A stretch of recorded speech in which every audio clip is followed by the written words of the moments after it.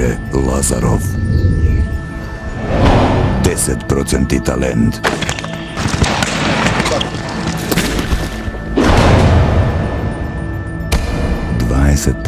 naporna rabota.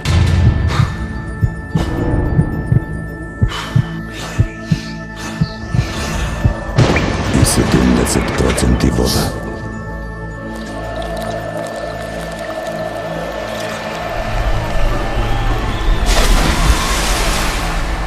Pelistarka. 100% život. 7 partidos, todos impresionantes, sobre todo el primer tiempo de hoy. En un torneo como esto, casi siempre tiene un partido malo. ¿Se puede ganar con 9 victorias ese título? Vamos a ver.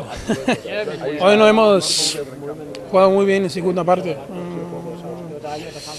Un poco tonto para seguirlo, pero vamos a ver. No sé contra quién vamos a jugar. ¿Vamos a jugar contra Croacia o Francia? No se sabe si juega. Pero vamos a ver, es un partido muy diferente. Hoy hemos jugado muy bien en primera parte, hemos jugado como podemos, rápido y corremos mucho, pero en segunda parte hemos jugado muy lento y casi no hemos corrido. Entonces, que jugamos como segunda parte hoy, en la semifinal perdimos seguro, pero que jugamos 60 minutos como primera parte, yo creo que tenemos una oportunidad bastante bien. En los grandes partidos, Landín es casi siempre decisivo. Hoy, primer tiempo, impresionante.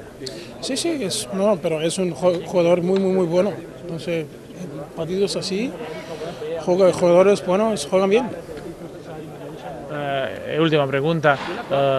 Rotaciones que tiene vuestro míster ayudan el equipo para estar frescos casi siempre. Claro, tenemos muchos jugadores que son muy buenos y por eso podemos cambiar mucho. Y no sabemos que es un torneo muy largo y para tener un nivel a tope cambiamos mucho, es normal.